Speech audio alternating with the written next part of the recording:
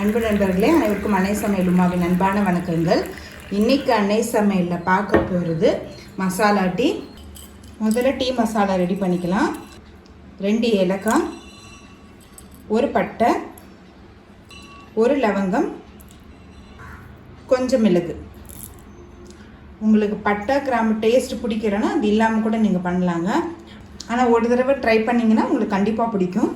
இப்போ இது எல்லாத்தையுமே இடிச்சுக்கலாங்க. நல்லா இடிச்சுக்கிட்டா இருந்தால் மிளகுலேருந்து ஏலக்காயிலேருந்து நல்ல ஃப்ளேவர் கிடைக்கும். இது கூடவே கொஞ்சம் இஞ்சி சேர்த்துக்கலாம்.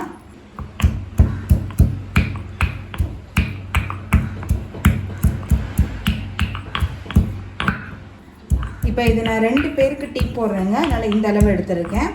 நீங்கள் அதிகமாகவோ இல்லை கம்மியாகவோ போட்டுக்கலாம். இப்போ இதை எடுத்து தனியாக வச்சிடலாம். இப்போ 1/4 கப் அளவு தண்ணி சேர்த்துக்கலாம். இப்போ தண்ணி நல்லா கொதித்தோடனே நம்ம டீ தூள் சேர்த்துக்கலாங்க. இப்போ தண்ணி கொதிக்க ஆரம்பித்தோடனே நம்ம இடித்து வச்சுருக்க மசாலாவை சேர்த்துக்கலாம்.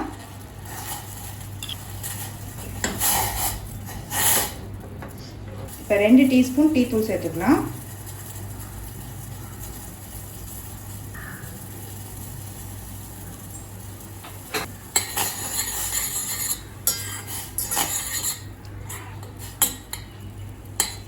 இப்போவே பார்த்தீங்கன்னா நல்ல வாசனை வருதுங்க. ஒரு 2 நிமிஷம் ஸ்லோவிலே வச்சுருந்தா போதும். அதுக்கு மேலே வச்சுருந்தீங்கன்னா டீ கசக்க ஆரம்பிச்சிடும். இப்போ டீ தூள் சேர்த்துட்டு 2 நிமிஷம் ஆகிடுச்சுங்க. இப்போ அடுத்தது 1/2 கப் பால் சேர்த்துக்கலாம்.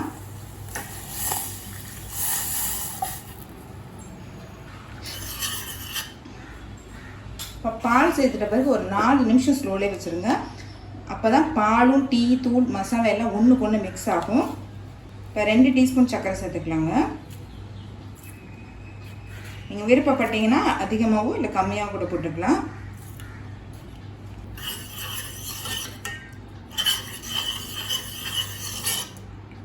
இப்போ பால் சேர்த்துட்டு நல்லா 4 நிமிஷம் வரைக்கும் கொதிக்கட்டும்.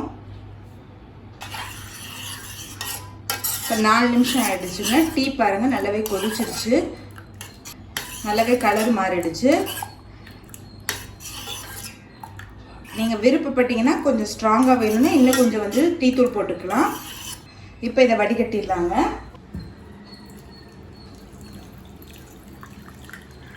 நல்ல வாசனையாக இருக்குது டீ.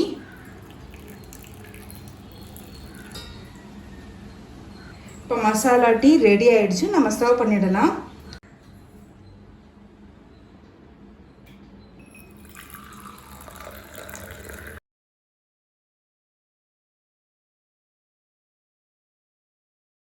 சுவையான மசாலா டீ ரெடி ஆகிடுச்சு.